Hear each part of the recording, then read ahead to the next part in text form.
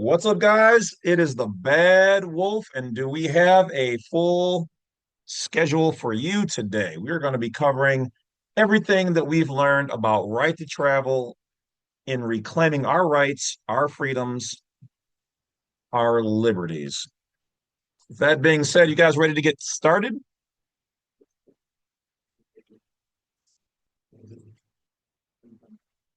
Let's do it. All right, so this is going to be a longer video, and I'm going to drop everything that I personally have learned from myself, the courts, law enforcement, directly, indirectly, everything that I can think of. I don't have anything really just laid out, so it's going to be on the fly. I may miss one or two small things, but I'm going to give you guys like 95% of everything that we know how to do so that you guys are successful and safe doing right to travel.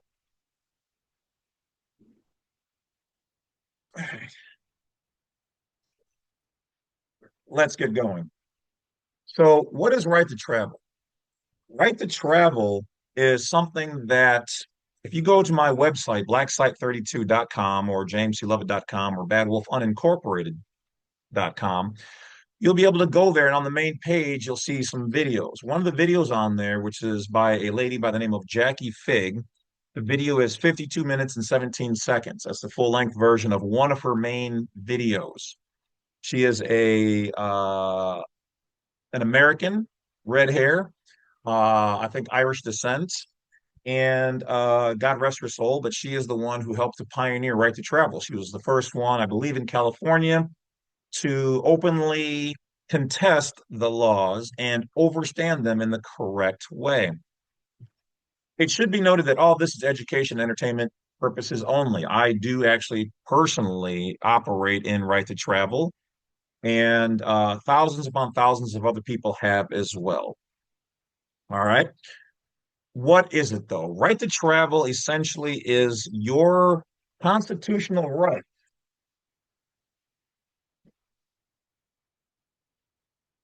to operate your vehicle, which we call a automobile or a private conveyance when operating in the private. See, when you register your vehicle to the state, you're waiving a certain amount of freedom and control over your vehicle and that asset. Matter of fact, anytime you register anything, your cell phone, your kids, your house, your car, yourself, whatever it is, when you're registering it with something, and there's no law that says you have to register it to them. There is not. But when you do, you're waiving a certain amount of your freedom, or you're leaving the private where you are superior and have inalienable rights of God, country, and nation to be underneath their corporate, public, registered system. Same thing when you go to register to vote. See, on the public side, everything is registration. On the private, it's recording or a record of such. Keep those words in your thoughts and understand that there's a difference between them. There's a difference between the public and the private. America and the United States corporation. There are two different things right there. There are many different jurisdictions out there, and what we teach is how to operate in the private.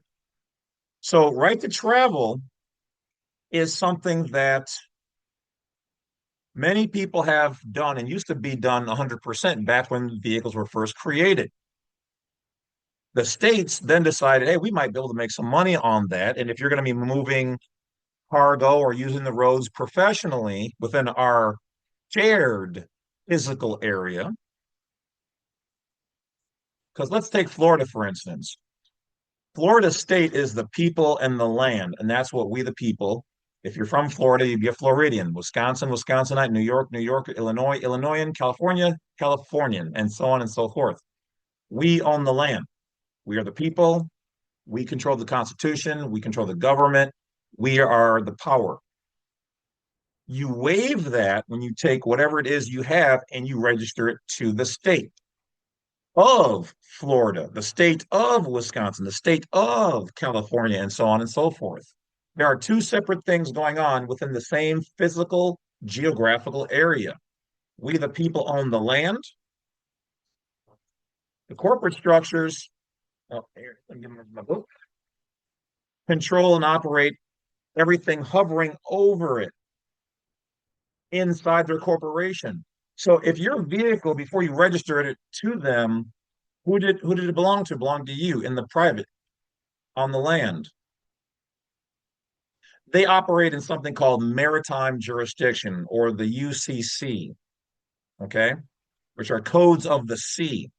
So they've created a secondary jurisdiction and they call our automobiles vessels or motor vehicles, meaning on the water. So when you take what's yours in the private and you bring it to the public over the same area, you've now removed it from this jurisdiction to this jurisdiction. And in that, you lose a lot of your rights, privacy, protections, and certain freedoms because you are now a member of that corporation that operates over the same geological, geographical, physical area that we, the people, own. You've brought it into another man's jurisdiction. Essentially, it's like joining a gang. All right. In this case, it's a public corporation or a municipality or a state. In that same area, there are two jurisdictions generally. There's usually more, but I'm just giving you guys the basics. Don't want to lose anybody here. So now that you know that's what's going on, you can search all the books you want. You'll never find anything where it says you, as a private state citizen, born in Florida, you're a Floridian. That's a state citizen. If your mental thought is that you're part of all of the other states as well, then you're a national of the United States of America, which also means you're a Native American and you have rights and freedoms and protections under the Constitution being in that. But if you notice on those documents, what do?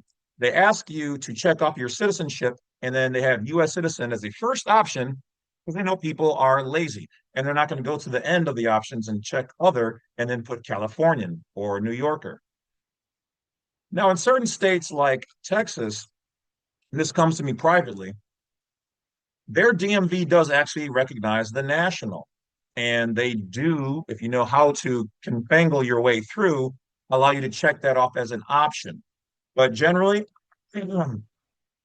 most of the states don't like that because they want you to contract in. Yes, every time and everything that they do to us is by contract.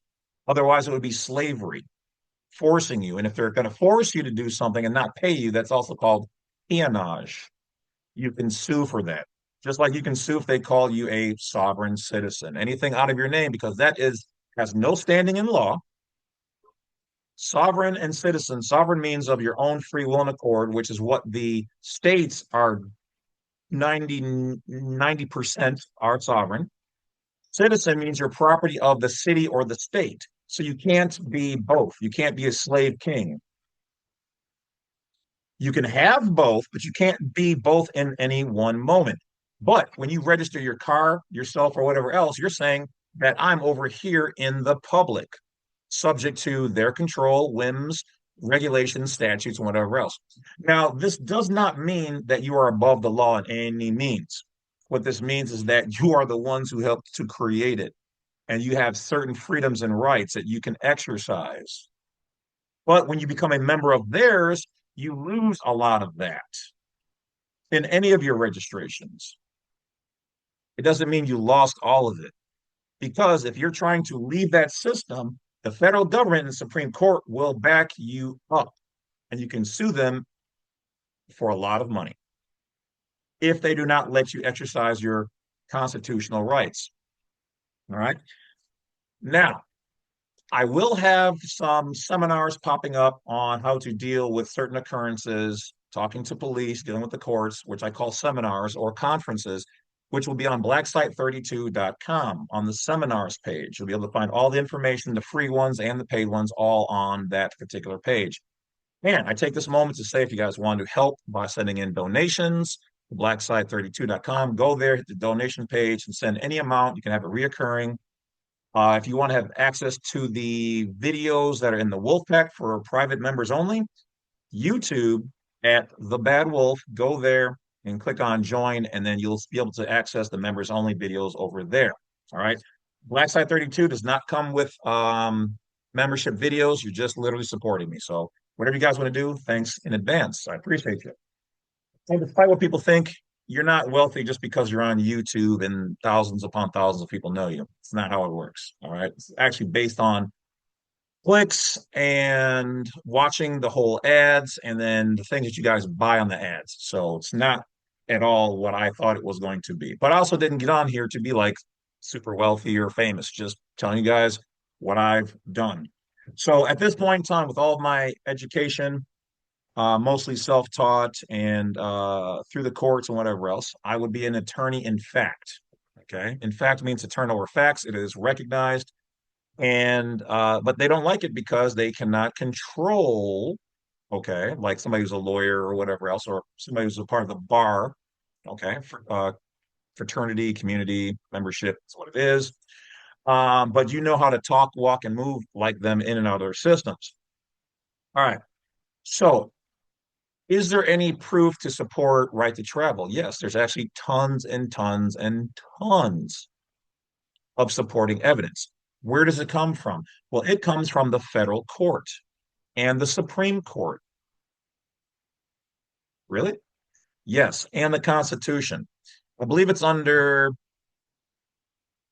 the 10th Amendment, where basically it states that if you believe that you should have a right or a freedom and you are not hurting anybody, the 10th Amendment will support it.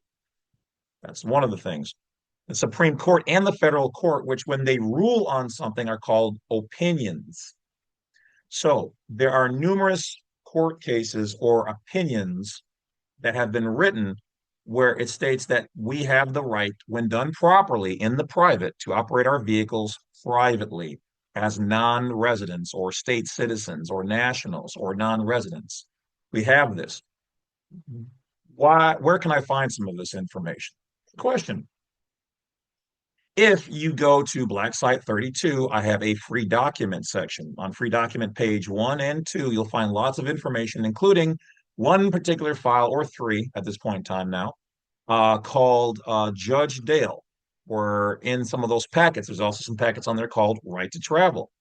And it gives you the court cases and lists them out about why, and people who've already won their cases, some 20 grand, some 50, some 100, some a million, have won their cases when done properly in the federal court.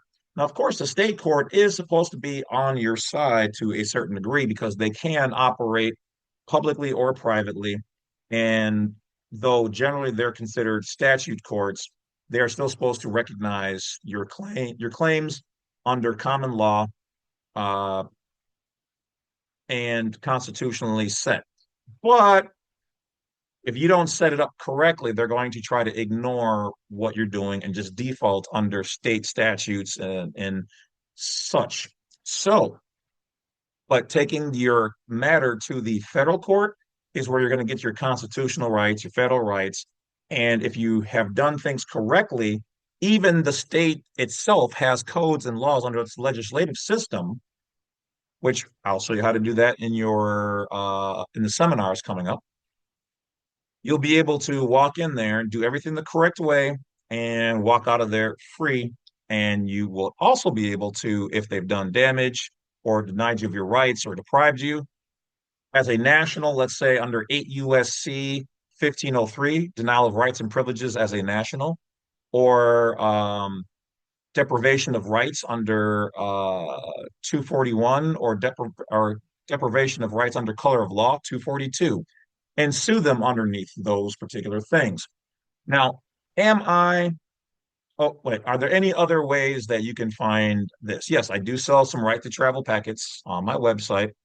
I also sell information on how to plug and play, put your information in if you've done right to travel the correct way. That will not help you if you're just trying to get out of tickets. It will not help you if you're operating and driving. That's just a U.S. citizen. There's different ways, and I've already made videos for those people out there on how to deal with those things. All right. This is for people who are doing right to travel, who have or just want to learn more information and be educated on it.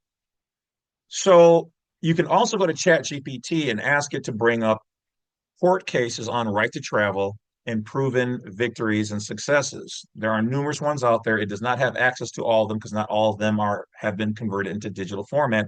And ChatGPT does not necessarily know how to interpret certain things in the private about law and your lawful rights versus your legal rights. Okay. Legal rights are for U.S. citizens in the corporation who are businesses of the United States corporation.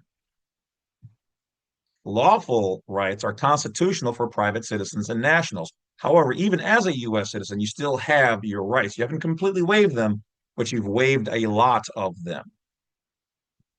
All right. So, what is my personal experience with right to travel? I've done right to travel now for well over 10, 12 years, maybe longer at this point in time. I have been only pulled over and bothered 3 times. And the first time I was still learning right to travel and did not have my stuff together. So I did receive a ticket for all of that. The second time I was starting to overstand the information. And I was able to, after the fact, of course, because I did not have everything done correctly, which includes my plates and some other things, and I'll get to that later on in this video. But I still won my court case and had them drop everything against me. And yes, at that point in time, I could have sued the officers and the judges, but I did not. I personally felt I did not have everything done correctly, though I won my case. So I gave them that as a courtesy, but I did inform them, and I did include also telling the tow truck company who towed my car that if they do that again, I will be suing them for no less than $2.5 million. The third time it happened in basically the same area of town, and these were by sheriffs. I was just about done. I was literally 1 day, maybe 3 days, of having perfected right to travel. And of course, the universe has a sense of humor, so I get pulled over. And what I ended up having to do, because they didn't want to look at my paperwork, which I'll get to in a minute, I called their commanding officer and reported them, in which case I put her on speakerphone and she communicated with them that he has everything done right. So they still gave me tickets because they could find my information in the DMV system. We'll get to that. So, but I had all the rest of my paperwork with me. Okay. This is the travel binder. Everybody needs to have a travel binder. I'll explain why. So I sent in all of my materials, a copy of everything in my travel binder, and everything was dismissed. And the fees were uh what do you call it? There's a discharged, and I did not step foot into the courtroom at all because there's a certain way that you can do these things. All right. I'm not saying that you will have the same results as me, but if you learn what I did and this is the correct way and they deny you, you do have the ability to sue them and escalate the scenario. So in this particular video, I'm not going to go down through every single thing, like how to talk to the police and how to do this. I'm just going to give you the basics of just right to travel. The additional information will, if you want it, you can buy the packs or you can watch the seminars when I do those in the next month or two. All right. We have had other people do this. I'll tell you this, I've had people who have reported back to me winning 50,000, 404,000, 500,000, 1.2, and everywhere between those figures. Those are the low figures, and that's the high figures. Now, understand, this does not mean go out there, do right to travel, try to get them to bother you so you can try to make money. It's not what I'm saying at all. Because generally, if you're going to speed, the moment you start speeding, okay, you're endangering public safety, which means you have waived your right to being a private person as a non-belligerent, non-combatant. Now, if the cop just pulls you over because of your plates being private but done properly, or harasses you in general, okay, he legally he legally cannot do that. He has to have what's known as RAS, reasonable articulate suspicion that you're doing a crime. Matter of fact, all he can do is if your tags aren't right or a light is out, he can pull you over and say, hey, you need to get this fixed. That is all that they are supposed to do by law, is give you a warning. They're not supposed to ticket you right away. But in many places, they still have a quota system where they get paid or eventually a gold watch on how many tickets they write. And of course, we know the more tickets they write, they're basically taught write tickets, we'll deal with it because that makes them money. Each court case, and once again, when I do court case breakdown, makes them a certain amount of money no matter what, unless you learn how to do things the way I'm going to teach you. So a lot of cops don't know this. They also cops a lot of them don't also know why they are writing tickets with your name in all capitalized letters and why they're supposed to try to get your signature on that ticket. I do, and that's what I'll teach you guys in the seminars and in the conferences. So, having done all of this legal and lawful work, yes, I have beaten them countless times in the courts, ranging from uh, traffic tickets to indecent exposure, not me, child support and foreclosure and fraud and a whole bunch of other things, directly and indirectly. All right. We have probably a 95% success rate when you know the law and you can read and understand their law. Matter of fact, at 19, with my first court case, the judge actually asked me if I was a lawyer and wanted me to join them because he has never seen anybody who beat his prosecutor in the hallway before coming into court. To the point where I've had other judges see my paperwork and they just go, "This guy already knows his stuff." All right. Then I've had new judges take over. And then that judge tried to ignore the paperwork and didn't know who she was tangling with because I study things on the legal level. It's not just me casually reading. I deal with legal offices, the legal departments. I've learned how they understand the law and how they use it, just like a lawyer, just like an attorney. This has been 40 years roughly at this point in time of my life. This is my life's work. I'm very good at what I do. I have multimillionaires paying me for this information and my time, and I also do consultations for the average person and try to maintain a reasonable price to be accessible to all people. And yes, I've done work for police officers and sheriffs and other YouTubers teaching and offering this. I have students now who now teach this stuff. The bell has been rung, and that which has been heard cannot be unheard. So if you want your freedoms, rights, and liberties, you have to get out there and do them and get them and secure them and contact your Congress people, contact your senators, contact all of them and let them know we want our rights and freedoms. We want these passports. We want a national ID. We want to be left alone when we're operating privately. Matter of fact, one of the conferences that one of my students, people were at, was hosted by some officers, and another officer in the crowd asked the hosting officer, what about these people doing this right to travel stuff? And he goes, that's a good question. He goes, look, those are people that if they have their paperwork together and they know what they're talking about, they just want to be left alone. And there's nothing illegal about what they're doing as long as they're doing it the correct way, which we've now mastered after all of these years. In Jackie Figg's time, you could just cancel your driver's license and go. They don't play that game anymore. And that is a dangerous game because your vehicle has not been removed from the system properly. So I'm going to cover all of the things I said that I know over all these years in this video. So you now know that how to find information on right to travel and that it is a real thing. Okay. I mean, I can't pull a judge in here and have them talk about it. Or the chief of police or a commanding officer. See, those guys, they actually know this is real, but you have to prove it to them. They're not going to just say, oh, you're right, I get it. You have to prove it to them. It is your claim. But see, they also have a claim against you. So, from their perspective, if they can find anything in their computer about your vehicle and you driving or being a driver, they're going to use it against you. And they have that as a right. Yes, these people are very petty and they're here to make money. Legally, almost all of them are considered international, okay, but they're and not American, but they are in the American family. We host a lot of different nations and things underneath the title United States of America. We're all family.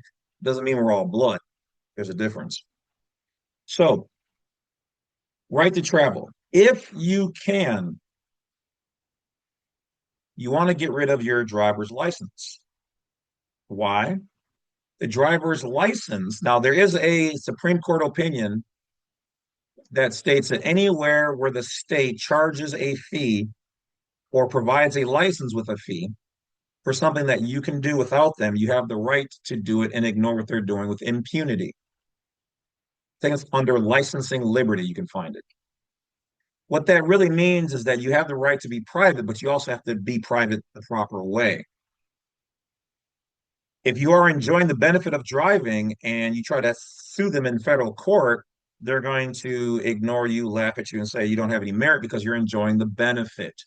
So if you can get rid of the driver's license, you should. Now, CDL drivers cannot do this, nor can police. And I've had police ask me, can we do it?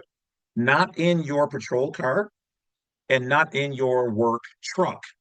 With your private vehicles, yes, you guys can all do it too. I am not against the police. My next door neighbor is a retired cop. My nephew's wife is a retired police officer. One of them, well, I won't mention their names here where I live, but they know exactly what I do. They've stood up for me. They've given me information. So yes, because I was going to become a cop at one point in time and also a federal agent. But a lot of those places don't like you when you're too smart. Okay, you can look that up too. Um, Military does. Certain divisions will just say, but we'll leave that alone for right now. And so do certain other fraternities or families or whatever else, in which case I'm also plugged in with a lot of people from many walks of life, we'll just say. People love intelligence in the right circles. So, CDL, police officers, and whatnot, you guys can only do this in your personal vehicles, not in anything that's public, because that's on the public side. But even those people are still private citizens and nationals and state citizens. This is some of the things that they don't want you cops to know. Matter of fact, one of my students has become a cop and decided to try to test the police, which I told him, do not do that. Do not play with these people. And they instantly accused him of being a sovereign citizen, in which case, you know, everything was handled and he's now a police officer. So he knows who he is. Um, so regular people, if you can, but remember the 5th of November. You still will have some individual officers who ignore and line step or step over the line, habitual line steppers, like to call them, who don't know these laws or rules or even the state law. They're only taught within 9 months traffic safety, and that traffic safety is for the public. But you're operating private. But that doesn't mean you get to ignore public laws. Okay? Does not. You still have to be a non-belligerent and non-combatant. So you may be tested. You possibly may be towed. You may be pulled out of your vehicle. You may be arrested. But see, here's the thing, and I'll drop this little gem. If you've done everything the correct way that's going to be outlined in this video, you have a lawsuit waiting. You can sue the cop in his public or private capacity. Yes, they are protected by a bond or a blanket policy, risk management through their insurance. But if they ignore the law and you have your travel binder and they ignore it, that means that they're ignoring superior law, which then means that they are guilty of violating your constitutional rights and they will not be protected. So that is a courtesy to the police officers out there who watch my videos, because I know you guys share my videos, take clips and put them in your meetings. I know. Should I say it? Yeah, I'll say it. Yeah, I do have a number of cops who let me know these things. And huzzah. But that's okay because you guys are educating. And I really don't want to see all of you guys be sued, if I had to be honest. All right. But once again, if you guys want to know how to protect yourselves even more, set up a consultation and I'll step you guys through how to protect yourselves as law enforcement or whatever else just as well. God bless America. So, with that being said, you want to close out your driver's license. Each state DMV, I'm not saying you should. I'm just saying that you can if you want to do this. That's how you do it properly. But remember, you still may have one or two people, officers, who may overstep, and then that's what it is. If you do get rid of your license, what you want to do is make sure you get out their closeout form. Each one of them has it's called something different. I did a live, or each person in the state went and found theirs for the most part and gave me the names of them. So you can watch that live video and see if your state was mentioned in there. Some of the people behind the DMV counter have never even heard of a form on how to close out your driver's license. And even when your driver's license is closed, they do not delete your information. This is a violation of your rights because there is now known of right to deletion. You have a right to use that particular federal code to tell them I want my information deleted. Why? Because what happened to me the last time is because they did not delete my information. And the cops looked at it and said, well, my almighty computer says that you're just driving with a suspended license. But here's the importance of the travel binder is that in here, I have my document somewhere in here. It's the right one. I actually have two different types. Nope, this isn't my travel binder. This is another one. But in my travel binder, it actually has in there a copy, which is why you should always have copies of everything. I would have copies of everything, but I would not have anything in there with your address on because that's how they can get jurisdiction with the zip code. It has me and my signature saying that on this date I closed my driver's license. So even though their computer is saying it's just suspended, I have the form that says otherwise. And that form, as dated, stands as the truth in that moment, in that event. This is the superior truth. So the last ones didn't want to look at any of the information, which is a violation of your rights. They also did not, they ignored my right as a private person, or even if you want to say a public person, to request a commanding officer, which they are supposed to do. That's why the commanding officers are out patrolling. They're there to help the young officers who may not know everything because the young officers, and usually the young ones, are the ones at night because they are the new ones on duty and they get the crappy shifts, which is why if you're going to have usual right to travel problems, it'll be at night versus during the day.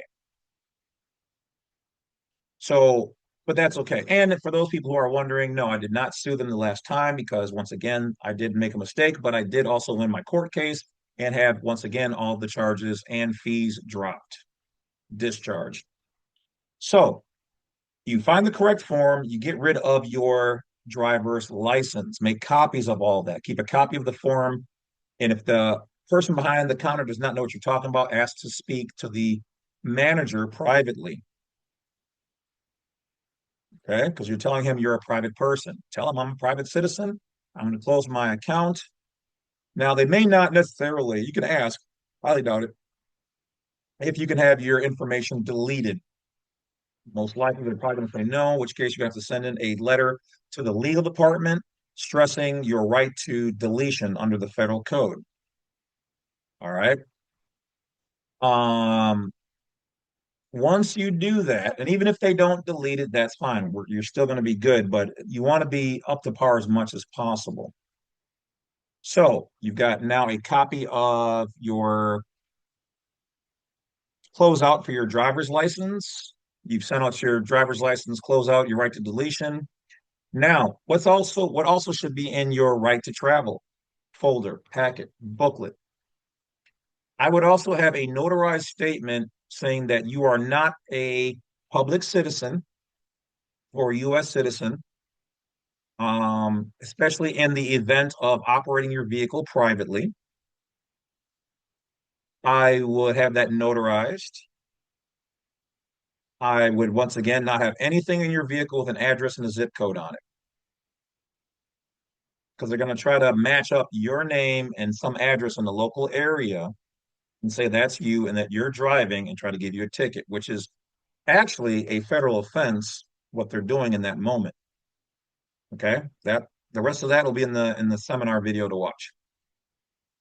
So You've got those two materials. You also want to create and have notarized a export document stating that you're exporting your vehicle from the public to the private, from the DMV to your private trust. I would recommend an irrevocable trust. When you get an irrevocable trust, which I also sell those on Black Site 32, the some of the cheapest you can possibly find and the highest quality made by lawyers and all them good peoples. Um, you want to do that the correct way. No zip codes. Do not name the trust your same name, not your last name, none of that. Because your name is tainted. Your name can be found in their system. And per the laws of their state, the vehicle must be owned by what's considered a non-resident, which can be either you or your entity that you want to transfer your vehicle into. But because your name is tainted, you want to create the name of a entity that they cannot find in their books. So you create your trust, have a copy of the trust in your travel binder, get it notarized. You want your transfer export document that you create notarized in your binder. Have a copy at home in your cabinet. Okay. So now that you have all of that done, now you're going to be looking at your plates. Okay. Your plates. Okay, let me back up before we get to the plates. One of the last things you want to do if you're going to do right to travel correctly is whatever state that you're operating in, you want to make sure that you are familiar with all of their rules, laws, and regulations. They have specific things on how they want you, if you're going to operate privately, to do your plates or to conduct yourself on their legislative website. In the seminars, I'll give you bits and pieces on how to do that. Each state, I've already had some other videos, but I'm going to put it all together in the one. That should also be the legislative code on your private right to travel. A copy of that should also be in your travel binder. Now, your plates. Your plates, I no longer make plates, so please do not contact me on those. It takes too much time and people are too picky about the colors and the thises and the that's, and helps keep me out of any potential scenarios. Anyway, even though all this is education and entertainment purposes only. I would recommend going to a website, though they do not sponsor me or anything like that, called customsigns.com or any of them that make plates. Once you do that, the top of your plate needs to have, and do not copy your state's plates. That is fraud and copyright infringement, et cetera, et cetera. Do not copy theirs. You can be similar, but not identical. Okay, close, but it needs to be obvious that it's clearly not a state plate or you're in violation of the law. So the top of your plate should have the name of where the vehicle is registered to by law and basically of almost all of the state's laws. No plates means, well, because they operate in maritime water jurisdiction, it's like finding a vessel with no flag on there. No flag means, well, looks like we can attack you. You're not a friend, you're not ally, we're not sure. So they'll bother you.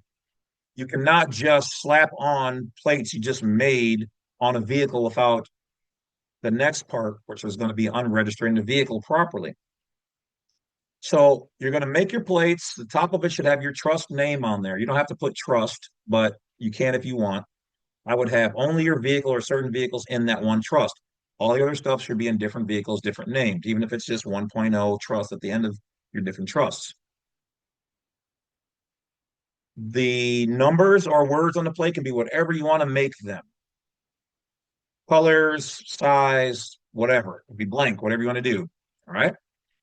I would urge you to have key things on your plate, though, like either foreign national, non-resident, non-commercial, private citizen, private, exempt,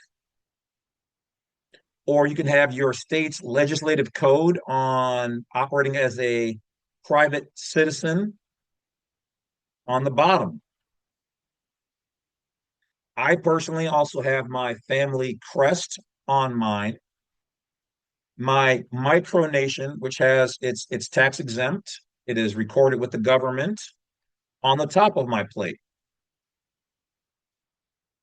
Now, the vehicle, unregistering the vehicle. Once again, they do not want to just delete your information unless you send a letter to their legal department under uh, right to deletion and the federal code that goes along with it and make a request.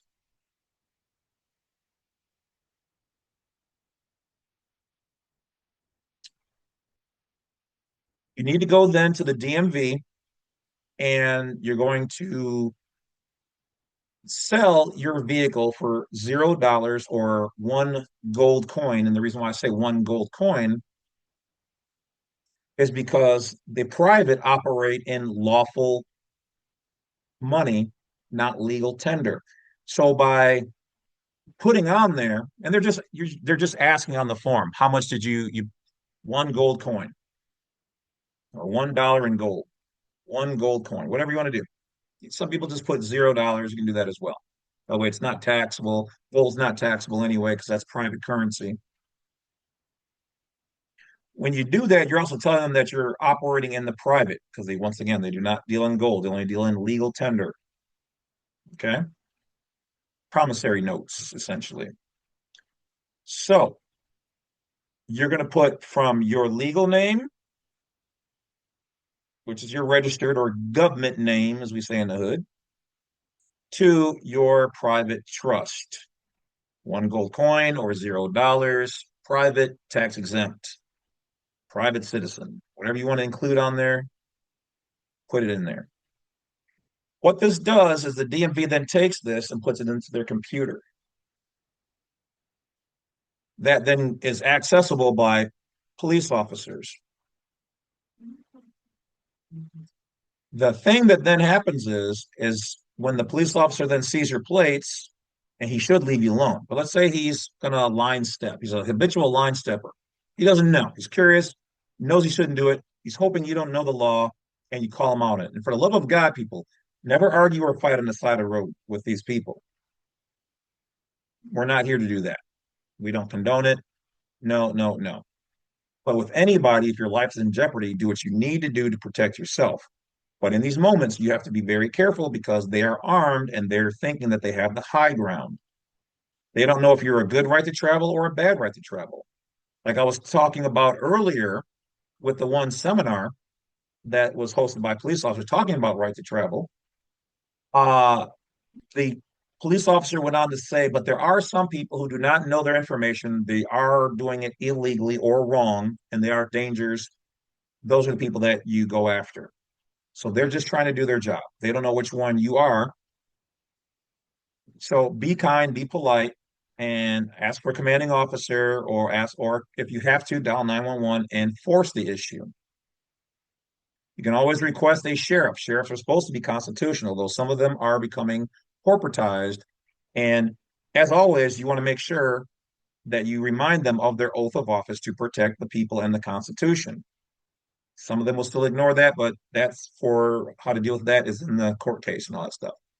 So if they are going to tow you or whatever else, comply, tell them that you are reserving your rights.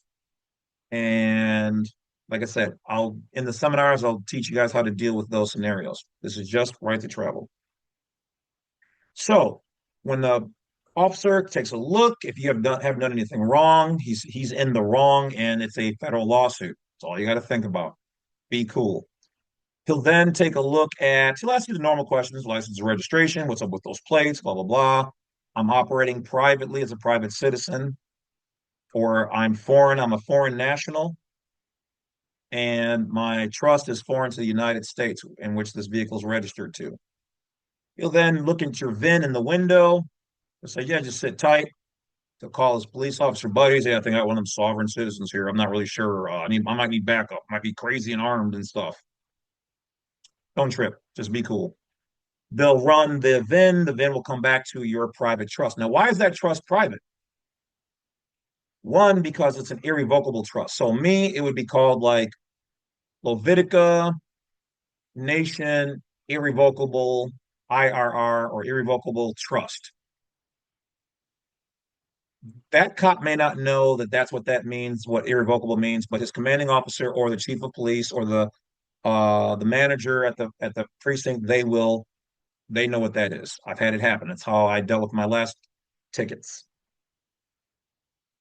But the key thing here is that he's going to take that name and see if that name is registered as a corporation to the state. And it's not, because it'll be private because you made it. And there's no law that says you have to register your trust.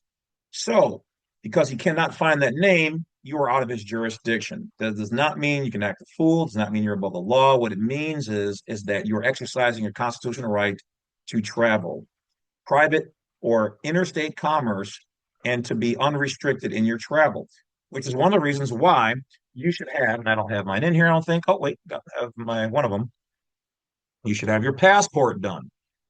When you do your passport the correct way, and by the way, if you ever see these holes like this means that it has been returned and it's invalid. On the card, they cut off one corner. Okay.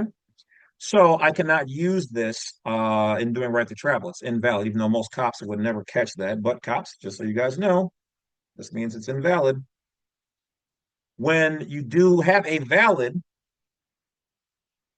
passport done as a private citizen and a national, the cop should take that ID, he should run it, and he'll see that you're on the do not detain list. It tells him that right in the screen. Okay. Um, Now hold on. I'm going to see if I have what the do not detain picture looks like. I may or may not have it.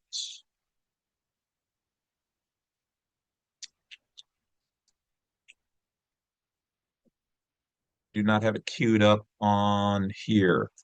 All right. Well, when I find it, I will post it for education and entertainment purposes on Black Site 32. You guys can look at it on there. I think I posted it on my TikTok and on my Facebook community chat area. Okay. Um, yeah, so it'll be on there. All right, anyway, let's keep moving forward.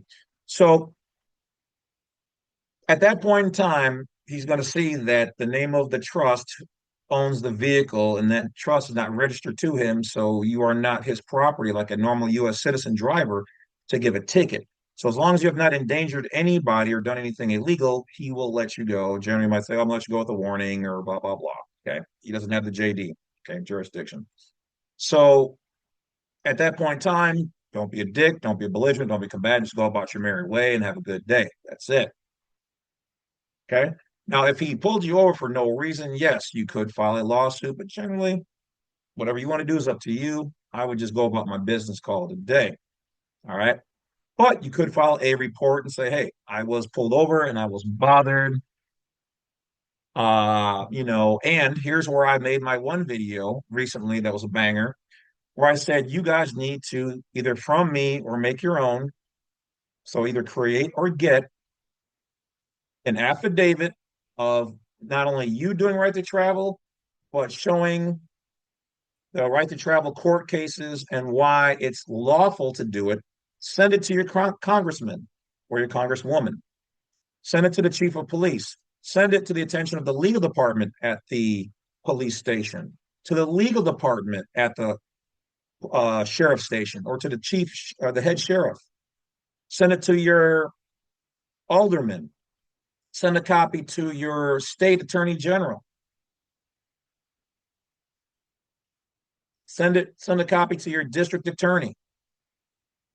Tell them that you have the right to do this.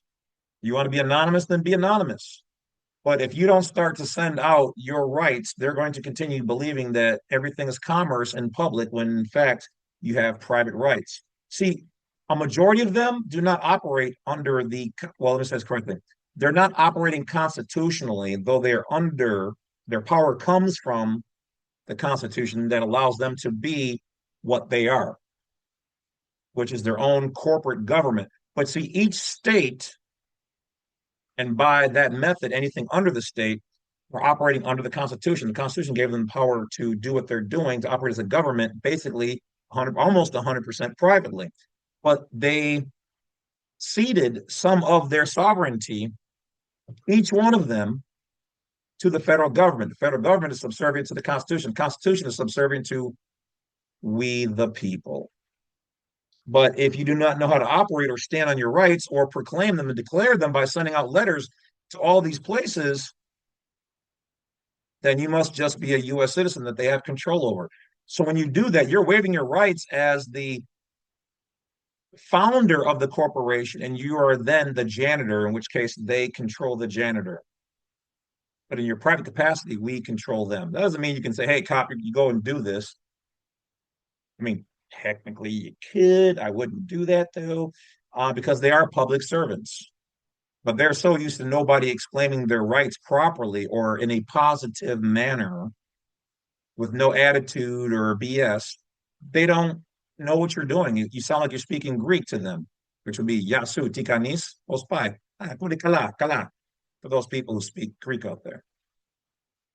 And yes, I speak 4 or 5 different languages. So you've been pulled over and you've been let go. For anything else that may happen that would be negative, that will be in the seminars. This is just how to do the basics of right to travel in it full. The other things are aspects of right to travel, which, like I said, we'll cover in the seminar. So I'll be looking forward to those. Those are going to be some bangers, especially if you're going to do this. Have other people already done this and been successful? Yes. Have people done this and have not been successful? Yes, because you do have some cops who don't know the law. But if you've done it my way and everything is set up correctly, you're setting yourself up for the win, and we've been 95% successful. Have people done this on their own free will and accord, but the wrong ways and had dire consequences? Yes, and that is unfortunate. That is why I make the videos. You are never to be a belligerent and combatant about the event. Now, if the cop is going to do something that is a violation to your body, especially as a woman or whatever else, you, as a female, you can also request, and they have to provide a female officer to be there or a commanding officer. So there are some situations where you need to protect yourself, but if you're doing right to travel, be a non-belligerent, non-combatant. And though you're going to be upset and be handcuffed and embarrassed, I've been there, fingerprinted, and all these other things, which are violations of the law, go through it, survive the moment so that you can win the war. You're going to lose the battle in the moment, even if this person is completely wrong. You're not going to win on the side of the road unless that person is intelligent, and you can show them your book and they understand the information. Generally, the older cops who've been around for a long time, they know what it is. They or their friends have been sued. Some cops have lost their families over this kind of stuff because they've been sued. They've lost their house. Their wives are party to this. They are not protected, and vice versa.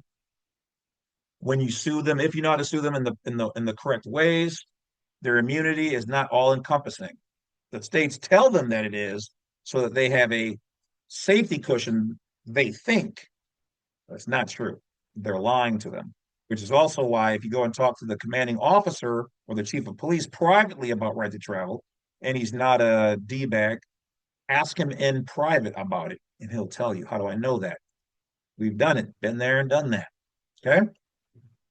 I completely understand why some police officers, municipalities do not like right to travel, because some people want to get their get their passport and think they're above the law and do stupid things. I've seen that too. Because there's always going to be people who are going to ignore the law, and these are our rights. And a majority of people who do this are good people and just don't want to be bothered. We're not a part of the political system. We don't want to be part of the maritime commercial. We're not doing public interstate commerce. Our vehicles. Did you know that the definition of the word drive in Black Law's dictionary means to be operating in commerce and for profit? If you're just using your vehicle to go from home to work or work to the grocery store and back, that's not for profit.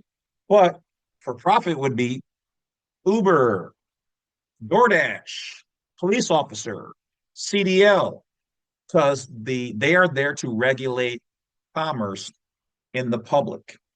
And if the private oversteps and becomes a belligerent or combatant.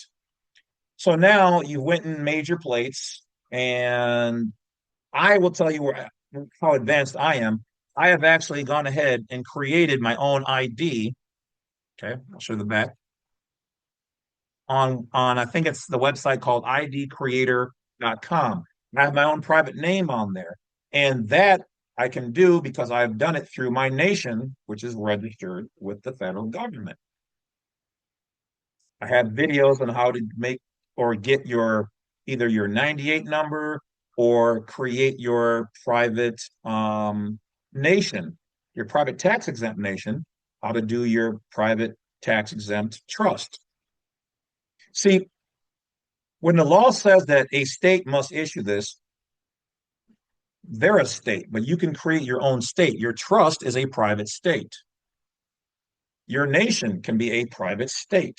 State doesn't mean you have to own land and big thing. It means what are you under whose authority you're operating. And when you do it correctly and you get your EIN through the IRS.gov, not the state, to the IRS directly, the federal government, you've created your own private state. Now, that doesn't mean that the bank and whatever else is going to accept your ID. They'll probably fight you on it. They'll probably want to see all your paperwork, which is something that we're working on right now. But we'll see how things go in the future. May or may not pan out. But when you're operating your vehicle privately, your vehicle is then owned by the private entity. That private entity, you can create an ID for yourself to operate under. My ID does not have James C. Lovett on there because I'm operating privately with my private name. See, if you haven't noticed on a lot of documents, they usually ask for either a legal name or a given name. A legal name is the fact that they took what was once your private given name and they converted it into a legal name. We've proven that by, in my other videos, on doing a FOIA request on my original Social Security application where it says legal name and then there's another spot where it says given name. So what they've done is they've turned us all into United States businesses, and that is a legal name, which is why all things depicted on the state level and lower in all capitalized letters, which is capitis dimitio maxima, which is Latin, which is in the law books, the Black Laws Dictionary, is a full loss of rights or a majority loss of rights and privileges. The Romans capitalized the names to indicate that you were either a dead entity, like a ship or a product, or a slave that has been brought over here through the UCC, in which case the states are operating under the UCC. The federal government is not operating under the UCC, it's operating under the Constitution. So, though the states are in the family, they are not the same blood.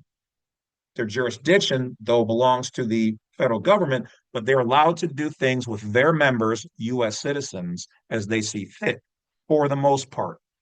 We are born as state citizens and nationals privately first, and then given the ability to operate as a legal person, which is why they had you go when applying for a driver's license or bank account home to get a piece of mail that had your name in all capitalized letters, much like your state issued birth certificate. That's a legal person, it's a business, it's not actually you. Now, the one from the hospital with the baby feet, or the one that says certificate of live birth, or regarded as the long form with all of your living information, that is you. But when you do public things, they don't like those versions because when you give them the other one, you're contracting in and you're saying, I'm a member of your gang, which I used to be a long time ago, if I had to be honest, but I have since corrected those ways. Um, Still a member of other things, though. All right. So you've created your plates. You've either got your passport or you made your own private ID, your vehicle. You have all the correct paperwork in your book, copy of it at your house. You have your closeout paperwork, made your plates. You may or may not have created your own private ID based underneath your private entity, your nation, or your. So the trust, I don't know if the trust can really make a private ID, but your own micronation, you have the ability to do that. So keep that in mind. Um, with that being stated, your passport done properly as a state citizen and national is fine enough. However, well, now we talked about that. So I digress. All right. So from there, You put your plates on, the vehicle's been updated in the DMV. You have completed, you've got your closeout for your driver's license form in there. You have done all the basics of right to travel. Now, when it comes to things like insurance, I still recommend you have insurance.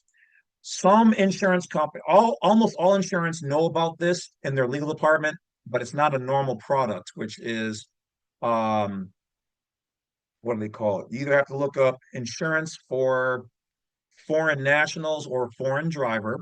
You may have to talk to a manager. You may have to even communicate with the legal department. Some of them know about it on the top, some of them don't. All of their legal departments know about it, and I think almost all of them have to have a product for it, but they do not have to offer the product. Some people have used their passports online. That has worked. Some people have used the bottom left code in the passport, and it has worked. Some people have had to have the manager speak to the manager to override it. Some people have gotten a driver, an international driver's license, works in some areas. Some people have gotten international driver's permit, works in most areas. One of the things with my ID is that through my nation, I created it so that it is my own private operator's identification. All right. They don't have to like it or necessarily respect it, but when they run all the information or scan it, it comes up as everything that I put in there. And I have an EIN issued by the government for it. Some people will create their plates, and when they create their plates, they will also get a DOT number so that the vehicle is registered to the government. And they'll put the DOT number on there, or they'll put the DOT number on as the main number on their plate. You can do that. I have a video on that as well. The video we did has you go to the Federal Motor Carrier Safety Administration website, and on their application, the very last option says private travel or other. You can click that. Click your weight class, private travel. This is what I'm going to be doing, blah, blah, blah. They give you the DOT number. You can put that on there. That is lawful. It is also legal. You can do that. Your vehicle just needs to be registered or recorded somewhere. And when you do it like that or private, it's outside their jurisdiction. Once again, does not mean you're above the law. You can go and do crazy stuff. All right. It just means that you're operating privately and you have a right to do that. Now, let's talk about some of the other things with your plates. Some people have ordered European plates because, yes, you can register or record your vehicle outside of the country. You can register it to Canada, Mexico, Africa, Zimbabwe, Atlantis. I mean, anywhere you want, you can register your vehicle.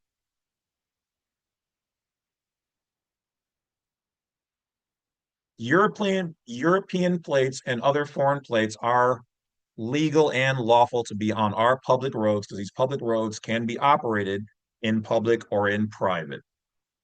You can do that. Um, Now let's get to another thing that I just kind of came across recently.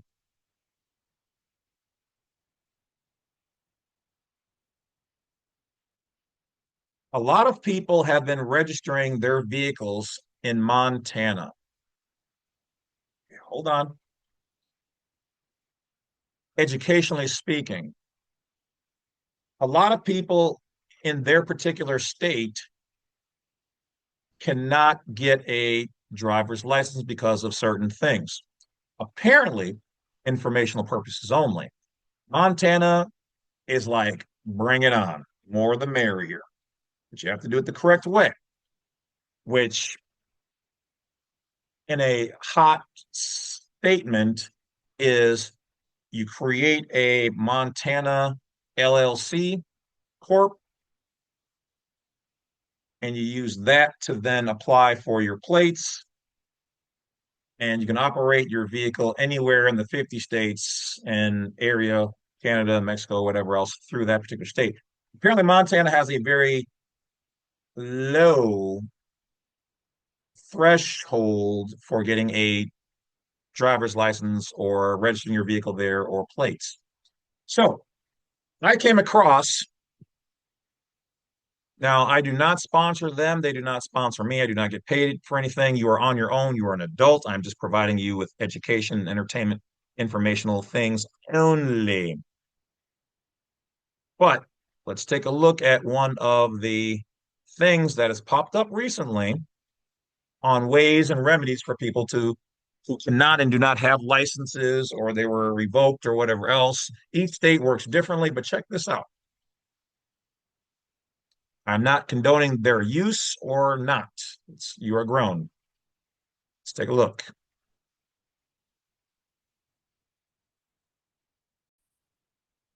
So there's a place called Dirt Legal where Montana plates will be shipped in as little as 3 days and titles in 2 weeks. So yes, you can register your vehicle to them and they work with all types of people in all types of vehicles, motorcycle, RV, vessel, boats, mini car, truck, off-road vehicle, and they help you to ensure that everything is done correctly so that you can operate your vehicle through probably, if I had to guess, they set you up with an LLC or you run your LLC through them. I'm not sure. Probably they help you create an LLC and submit your paperwork to the DMV there and you charge them they charge a fee and then you get Montana plates. Okay. Now, I then decided to look up for myself because I generally don't like to go through people if I don't have to. I don't know what they charge. I'm not responsible for your outcome in using them or others. But I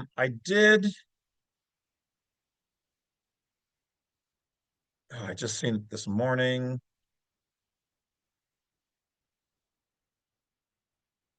I was actually on Facebook. I don't know where it is now. Oh, well, whatever. Um, but there are other companies doing the same thing. Those people just happened, I caught their ads or whatever else, and that's why I'm just showing you do your own research. Obviously, you are supposed to be located in Montana, which is probably why you have to create a LLC, because then that entity owns the vehicle, and then that entity that lives there can then apply for plates for the vehicle. Okay. So I'm going to show you after consulting with chat on it. Dooby doop dooby doop doo doo doo doo doo doo. There we go. So I am going to work with my lovely AI and we're going to work together and tell you what it is. All right. So let's go. Why are people registering their vehicles, which also includes people who can't get normal plates or too many legal tickets, offenses, etc. in Montana? What are all the legal benefits or loopholes with doing this? People are registering their vehicles in Montana, especially exotic cars, RVs, and even daily drivers, to take advantage of specific legal and tax benefits. Now understand this part I'm showing you guys here is not really right to travel. This is just a remedy that can be used for people who are, shall we say, driving impaired. And I don't mean drive impaired. I mean you're not able to get driver's license a normal thing. In some states and areas, some of them, municipality states and whatever else, won't let you, they'll take away your license for back child support in your particular state.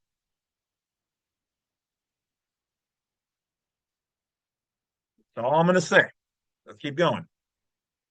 Benefits, and in some cases, to avoid issues such as license suspensions, unpaid tickets, emissions requirements.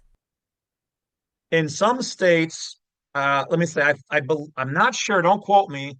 I think the federal government ruled that that is against your constitutional rights because you can't even then go out to get a job.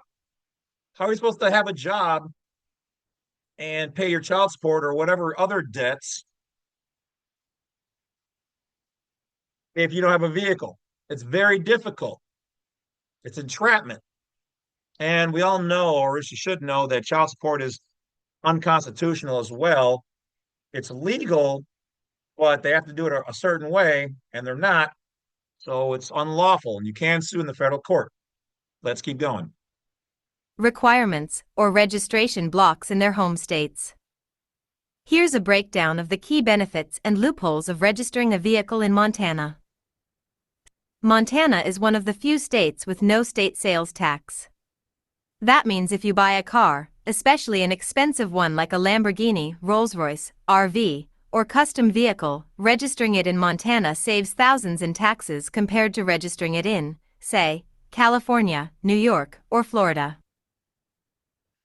So, once again, this is also a method that could possibly reduce your insurance. This is also a method to keep your stuff private. You don't see the benefits of this, I can't help you. Well, actually, I probably could through a consultation, but let's keep going. Florida. Montana allows you to create an LLC anonymously, no public disclosure of owners, and register a vehicle under that LLC, even if you don't live in Montana. Hey, The LLC is technically the vehicle owner, not you personally. Shazam. Keep going, sexy. This is useful for people with suspended licenses or legal trouble in their state. Whoa. Those trying to avoid personal liability or judgment collection. Hey. Individuals trying to legally separate themselves from the vehicle for privacy or asset protection reasons. Hey, whoa, sexy. You're giving away some of my gem drops here. This is what I usually talk about in private consultations. It's like the Badwolf is different than a lot of these other people on YouTube trying to nickel and dime me for every single thing. I mean, easy. Okay, let's just keep going. Reasons. Montana does not require annual vehicle inspections or emissions tests. Hey. This allows people to register kit cars or heavily modified vehicles. Ooh. Older cars that wouldn't pass emissions in states like California or New Jersey. Ah. Vehicles not street legal elsewhere. Yeah. Montana doesn't require you to be a resident to register a vehicle there, as long as you do it through a Montana LLC. What? So a non-resident can legally register the vehicle in Montana via their company. Okay. This bypasses residency-based fees and taxes in your home state. Limits on out-of-state registration duration. A large number of unpaid tickets. Registration or title problems in their home state. Or suspended driving privileges. They might register the vehicle in Montana under an LLC to avoid enforcement actions in their home state, since many states' DMV systems don't talk to Montana's. Note, this doesn't make those tickets. Oh my God. Okay, hold on. Tickets or suspensions disappear, but it may allow the person to keep using the vehicle legally or semi-legally. All right, so that's the disclaimer. We don't take any responsibility for this. Normally, all this information would have been in my consultations, but here you guys go. Some breadcrumbs to the masses. All right, so you still have tickets and things to deal with, which sometimes we can deal with these in private consultations. I've made enough videos, so you might be able to do it on your own. But yeah, so risks and warnings. We have to get out that part too, so not miss anything. Semi-legally. Warning risks and warnings. While this method is legal in Montana, it may not be legal in your state if you're truly using the vehicle in your home state and not Montana. You're trying to avoid taxes that would otherwise be due.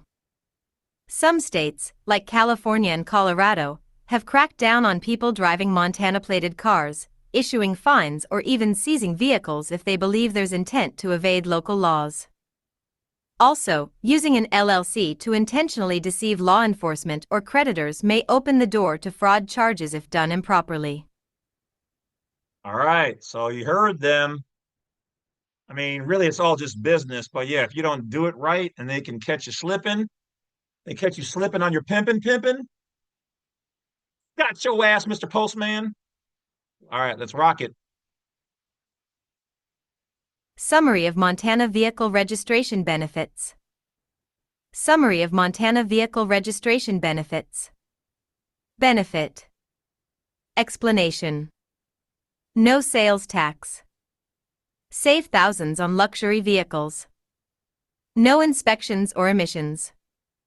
Good for modified or old cars. Anonymous LLC ownership. Asset protection and privacy. Non-resident allowed. Register via LLC without living there. Avoid local DMV issues. May bypass ticket blocks, license issues, or emission rules. Would you like a step-by-step guide to how people set this up, e.g., forming the LLC, registering the car, etc.? Who You're is then welcome. providing? You're welcome, Montana. Oh, by the way, I love Jordan, Montana. Some awesome ladies I met there. That's all I'm gonna say. You're welcome, Montana.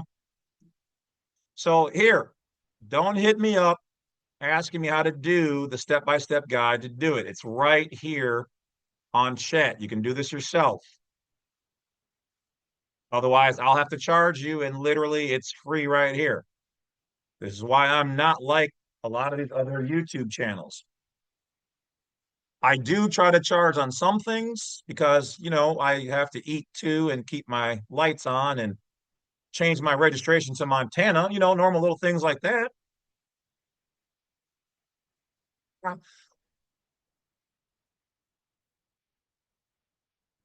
Let's go. Providing the plates the state or who? The state of Montana itself, specifically the Montana Department of Justice, Motor Vehicle Division, MVD, is the entity that officially issues the license plates when you register a vehicle. Whoa. Montana's got VD? Sorry, couldn't help it.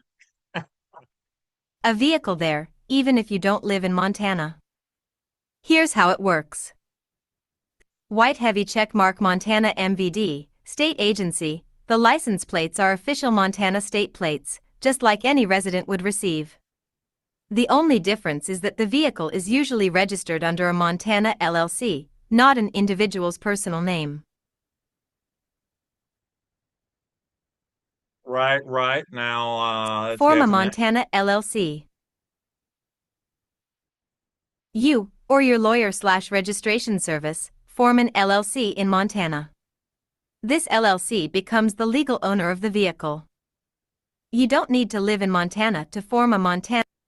Now, why is it important that the LLC, or like what we're doing here for right to travel, be the owner of the vehicle? Because it's the owner of the vehicle that they can go after. If you do right to travel, putting in your trust, and your trust is not registered to them because it's private and there's no law that says you have to register a trust, they cannot go after you unless you're doing something illegal, dangerous, or endangering public safety. This does not mean you can speed. They can still, might makes right. And if you are a belligerent, even with your private trust and doing illegal things, they can take your vehicle. They can detain you. They can do all of that still. But when you do it properly, it gives you a cushion. This does not mean you can go and, cause damage and whatever else. No, you are still liable because you are the owner of that legal thing. Your trust, you are still the grantor. You are still the beneficiary. You are not untouchable. I mean, I know how to damn near make you that way, but in general, you want to make sure that you do everything right. Okay. If you do need some help, I can assist, but there will be a fee. Okay. Let's keep going. Montana LLC. Buy the vehicle, in any state. The vehicle is titled directly in the name of the Montana LLC at the time. at the time of purchase. You can also do this later. This is why they can't touch me and my vehicle on right to travel. When I bought the vehicle, I titled it in the name of my government, my governmental entity. I don't own anything. We've all heard wealthy people say, control everything, own nothing.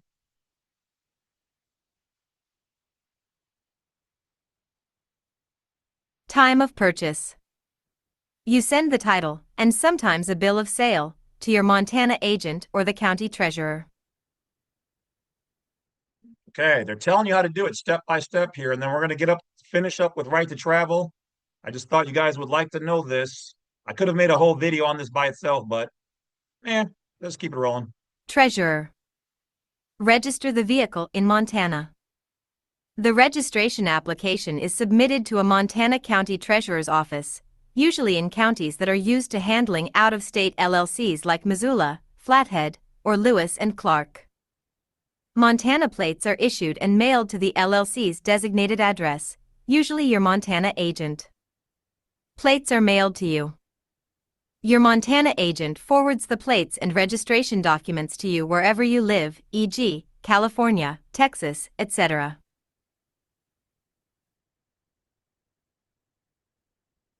How you like me now? See, the whole thing is that to the states, you're welcome, Montana.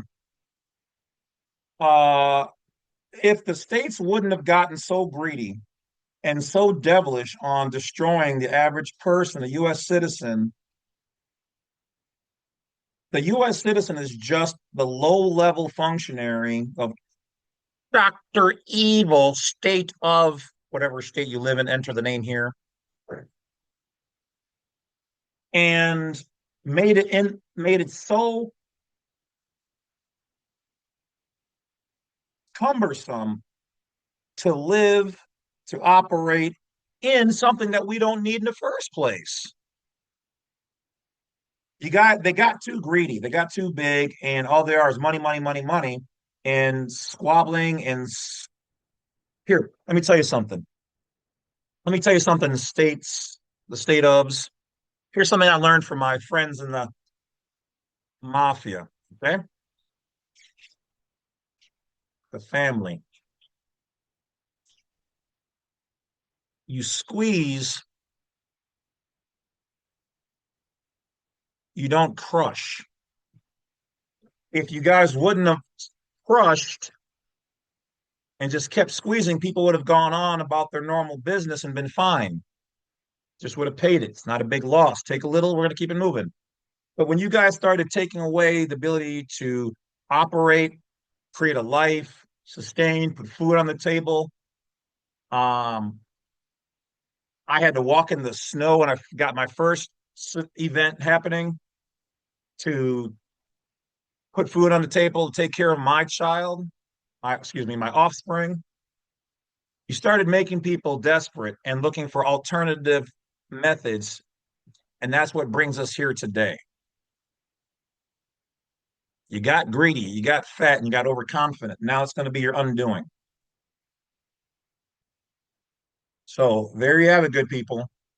That is right to travel with a little gem drop at the end there on how to deal with certain scenarios that may or may not fit you or benefit you or that you can take advantage of. But there you have it. Other right to travel things. We'll call this the right to travel after hours. What can I tell you?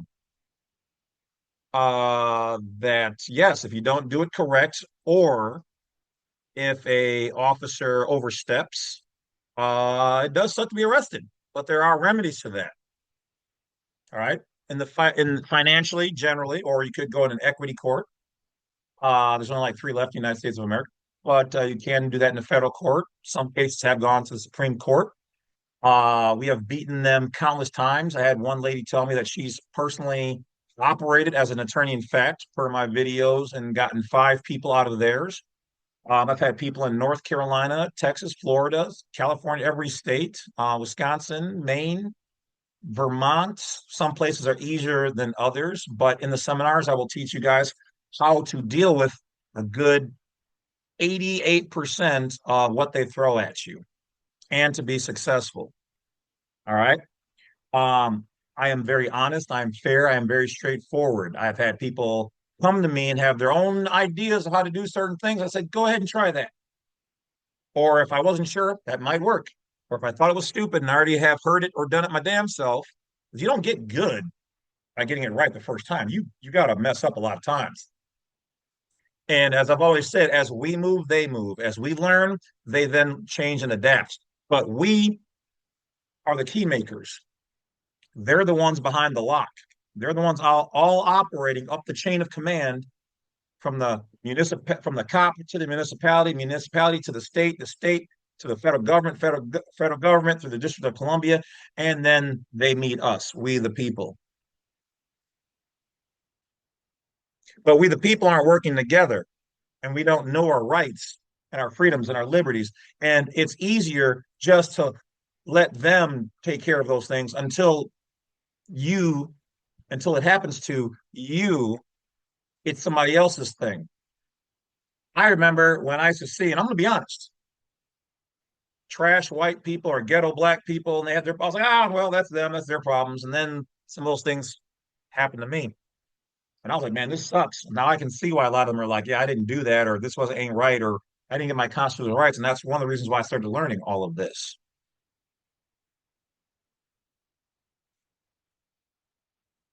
Because there are some gaps in the system, and there are a number of people out there who are not your friends, and they're for profit, and they're international commerce operators, and the people above them only want to drain the money out of the American person and system.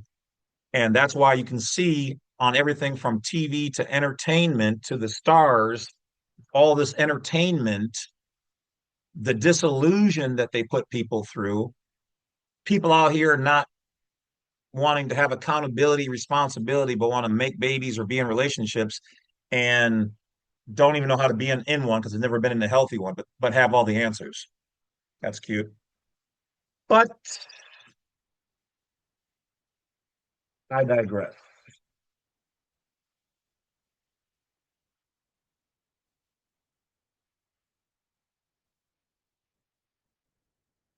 Okay, some people are making some moves. As I say that, I'm getting some emails where people are starting to create some petitions and getting some things started. This is hilariously amazing. Hold on one second. I apologize, good people. Yes, technically I'm still on vacation anyway, but people keep hitting me up.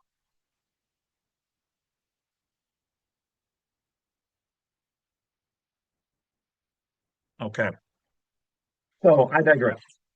What are the final things I can tell you about right to travel? Do the speed limit. Make sure that your turn signals, brake lights are all good and operating capacity. Always check them before and after your vehicle if possible, or especially before.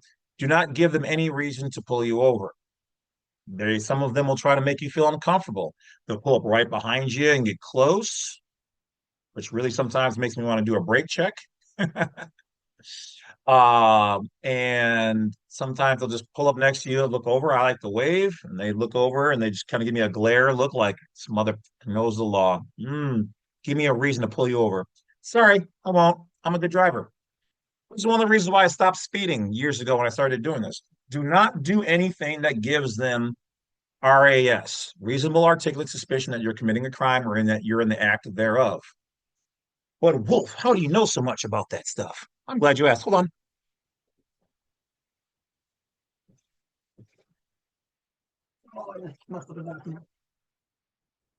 I'll fix it later.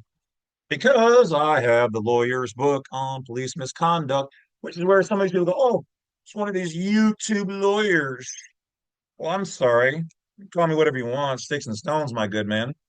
But when I have all of their books on what you can and cannot do as a police officer, normally it's a $3,000 book, and I can go in there pro se, sui juris, pro per, and impress the judge to the point where they ask me to join them to be a friend of the court or to help them to prosecute U.S. citizens or those sovereign citizens. Sorry, I must be doing something right. See, a lot of people think that you have to be licensed in everything. The first license came about because they created the system. They want to do things more professionally, more official. But you can have on the job training. I have almost 40 years of on the job training, dealing with courts and suing cops and judges and all that good jazz. Okay. But I've also done some things to help them. I have improved some of their things, but there are some places. Look, the system's never going to be perfect. It is what it is. Okay. All you can do is do your best. But wrapping up right to travel. All right, let me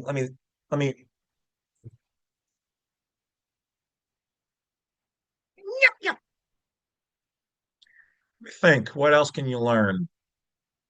When done properly, it's a great thing. You don't have to worry about all those normal U.S. citizen things. You can operate out of your own trust or out of your own nation. Make sure you have all your paperwork, make sure all your lights and stuff work. Don't speed, don't give them any reason, don't do anything illegal or dangerous that's going to allow them to get into your business because you're telling them that you're private, so stay private. Do not be a belligerent or combatant. That's it. And even if they violate your rights, you can sue them for it. All right. And either get an equity remedy or a financial remedy. That has been done. Matter of fact, one of the first guys I ever heard about doing this and winning was a guy in Florida who won $404,000 because of how they treated him and the tickets, and he did everything right. If you do everything right, they will and have to leave you alone. And if they don't know, then they personally or through their risk management or blanket insurance policy, they'll pay. And then guess what? They'll pay again and they'll keep paying. And you know what the end result will be? Is either they'll lose their job or they'll be transferred or they'll lose their house or whatever else, which is why I make these videos. And I'm giving courtesy to law enforcement out there right now and the legal departments. This is not going anywhere. As an officer, you're hearing me say this. You don't believe me?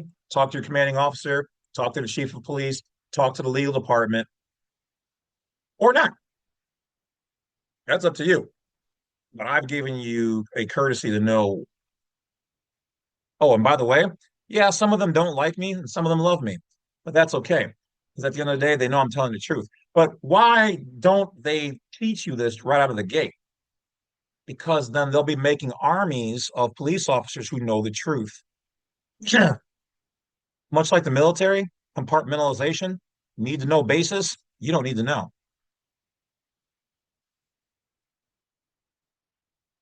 But ask your older fellow officers, blue line of secrecy, ask them about it because they know people have been sued. They've let people go. They know what it is. They don't want the mess. They don't want the bother. They don't want the hassle. They don't want to lose their house or their marriage, financial problems. They don't want to see financial ruin. So, yes, I've helped numerous law enforcement agents with this and other personal things that they want to do. Some of which even contact me and they say, Mr. Lovett, I heard you talking about taxes, and you said that in your older videos, you said we can't do this, but in your newer videos, you said we can. Yep. There are ways that as a police officer, you too can avoid paying and dealing with taxes, but you have to do it the right way. That's something I know how to do. So if you contact me and let me know that you are an officer and that's what you want to know, or other things that I can help teach you, I will. I have no problem teaching anybody. Anything that I have in my videos, I will teach anybody who asks me. I deal with multimillionaires and I deal with people who live in their cars and people who live in their cars who now thank me for helping them to find a way to have a better living. I've got people who have contacted me who wanted to ask me ideas on how to do business, how to start one, or how to become multimillionaires. And we have done all those things in the private. God is my witness. So to finish up with right to travel, if you follow all those steps, you should be successful. But that does not mean that you may or may not be bothered at some point in time. It is possible. And if you do, you have remedy. And if you need, you get my files. And if you need, you contact me, and I'll step you through how to do all the things the right way. And if I don't, well, then it's something I haven't come across. And well, I guess we'll have to sit down and hammer it out together. All right. Keep in mind, guys, I don't know everything. Yes, I'm stupid smart, but I don't know everything, but I am willing to help as much as I can. And that's it. So take care of yourselves out there. Operate yourselves privately as you need. If you need, hit Black Site 32.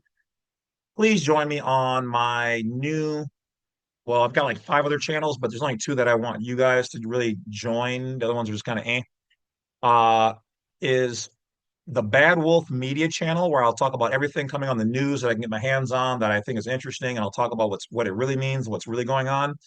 And then the other channel on YouTube is Badwolf Unlimited, where I'll be talking about all kind of things from ancient languages, Masons opening safes, ghosts, spiritual things, anything or any topic. I'll have guests on, uh, a lot more guests and people sharing their thoughts on whatever else. So we're gonna knock this out. We're gonna have some fun with it, right?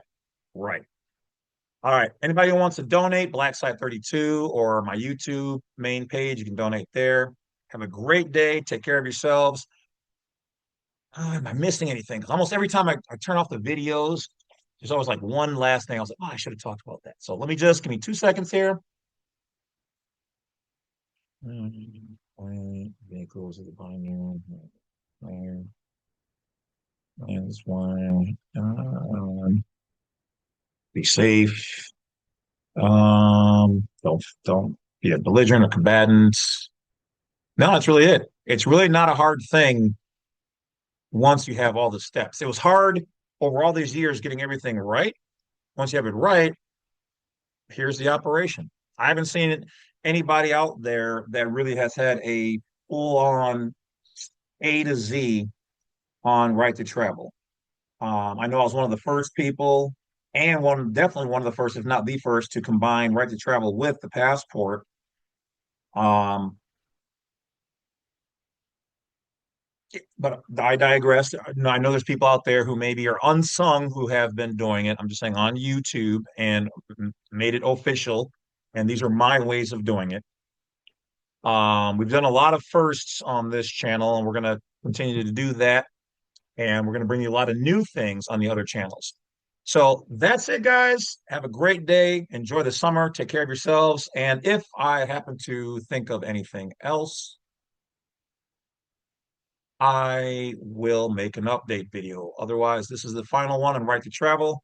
Thank you guys. It's been fun. You guys have been great. Go do something fun.